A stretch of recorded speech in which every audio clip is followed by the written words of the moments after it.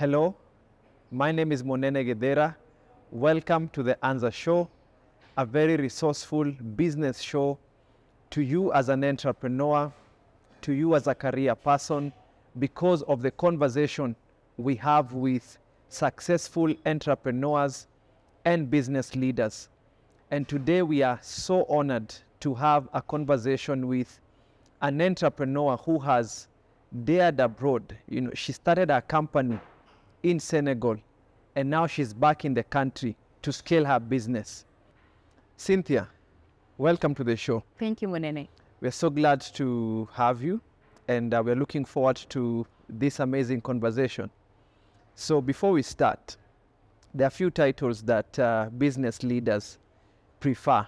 For example, director, CEO, co-founder.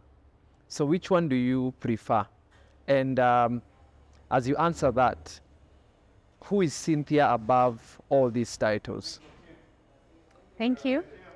So my name is Cynthia Burugu, a human resource consultant, and I prefer to go by that title. I'm a mother, a wife, a sister, and a daughter. I have over 15 years of experience in human resource practice, having worked within East Africa and West Africa. Wow. Thank you. That's amazing. You've mentioned 15 years of experience. So at what point did you start your business, and why did you do so? So the idea actually came up while I was still employed. It was a desire and a passion to become self-employed. It was part of self-actualization. Mm-hmm. So I started off the idea, ran it over a few friends. It's part of the business strategy, how you test your idea, how viable it is before you can be able to actually implement. Optimum Options was officially registered here in Kenya in 2019, Mm-hmm. which was, the time I also now resigned from full-time employment to get into the consultancy. It was a very brave move. Mm-hmm. And later on in 2021, I moved, I was already in Senegal, and I took the step of faith to also do the registration in Senegal. Wow, that's amazing. Apart from being brave, from your experience, what are the fundamentals of starting a business? I would say having a business plan is really important as it guides you through, the journey and the milestones that you need to, achieve. Mm-hmm. Having a financial plan for the business. Initially, when you start off, you realize that, you need some finances in place. The knowledge on the legal compliance based on the type of business that you're, venturing into. The expertise is also very, very important. And, the partnership, Mm-hmm. they really help with just that mentorship and that, being able to share ideas. Having a co-founder for the business is also quite helpful in ensuring that the business thrives. Tell us how you found yourself in Senegal, how you started your company there, and how that experience has helped you to scale your company across Africa. So moving to Senegal was a family decision. So for me as a profession was to make hay when the sun shines. I was fortunate enough to be introduced to a network of professionals in Senegal, which really helped me in terms of setting up. I also got some friends and professionals there that supported me, throughout just my stay. And they also were able to show me how to register a business in Senegal. The process was not easy, but we made it through. That really helped the business to be able to grow, as the West Africa community works very closely together. It's a very integrated community. So you find when you have an opportunity to work within any other country, whether it's Burkina Faso or Niger or Chad, then you don't actually need to have any work permit or to be registered there to work, because of that the community aspect that the region enjoys. So other than just being able to work within Senegal, we've been able to work in Burkina Faso, which is also a French-speaking country, in Niger, and just recently in DRC Congo, which is also a French-speaking country. So it's been a very good experience. The West Africa people are very warm people, very welcoming. Wow. They have this spirit of teranga. The spirit of teranga means, the community, the family feel aspect, where they are very welcoming, Yeah, so it was very beautiful experience. So. Wow, that's very insightful. So just a random question. What's one thing you'd borrow from the Senegalese business environment to the Kenyan business environment? I would say the people in Senegal are quite authentic. Because of that, they are also very trusting. So when you need to go out there and share your idea, people will easily believe you, and they'll give you a chance to showcase your skill. There's also just that spirit of oneness, togetherness, where they really want to promote each other and grow. That for me was really a beautiful experience. Wow. Yeah. Awesome.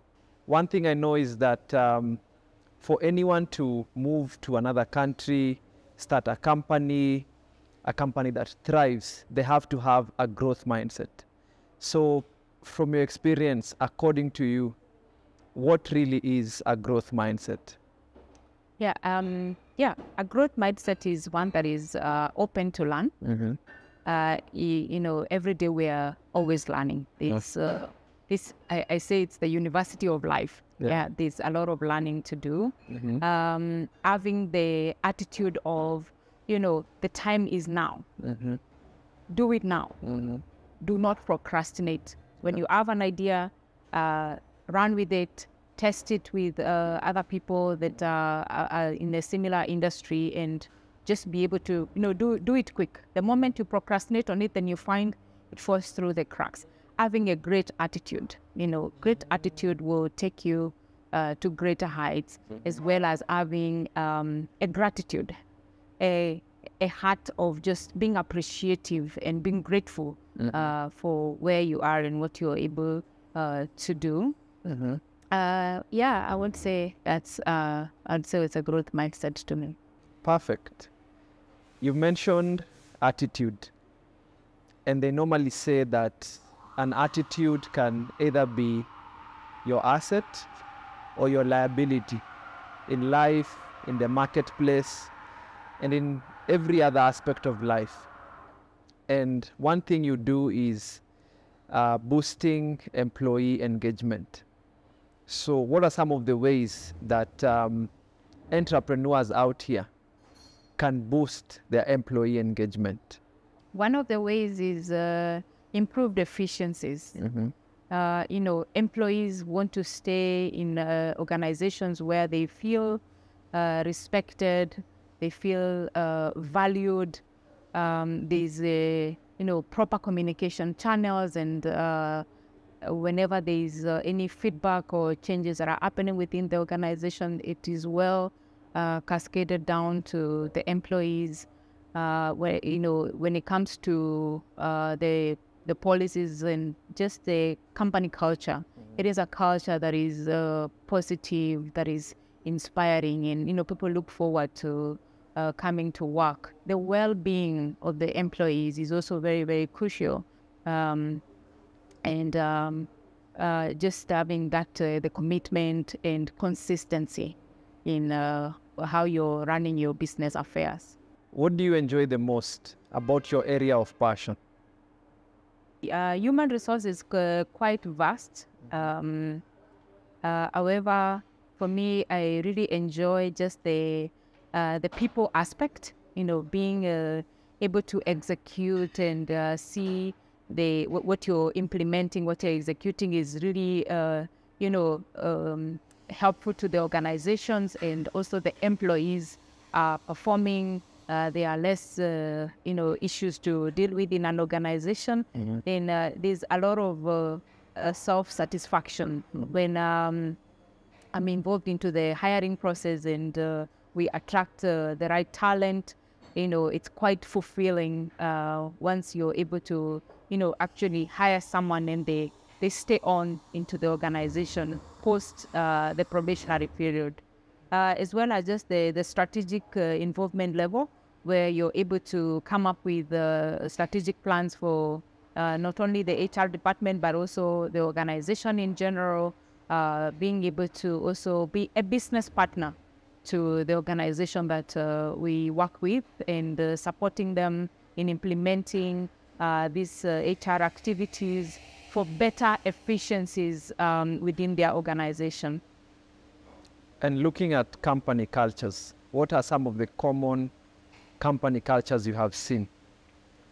So different organizations embrace different cultures. So you find there are those organizations that have this the family feel aspect, especially the small businesses.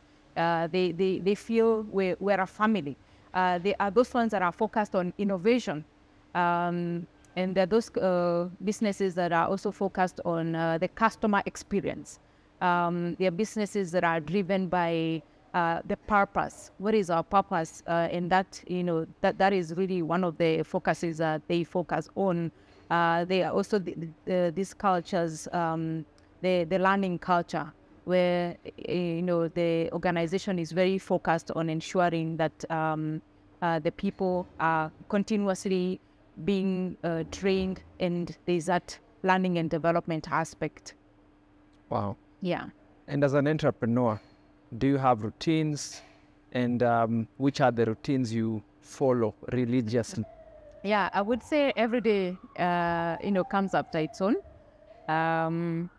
Not necessarily a consistent routine, but I try to stick to a certain routine. So usually my day starts at 5 a.m., where, I kick it off with just exercise in the morning. I also take 30 minutes of reading. From that time, I'm also doing some personal errands in between getting to the office, business meetings, and sometimes being in trainings, or just doing the normal business hours. Yeah.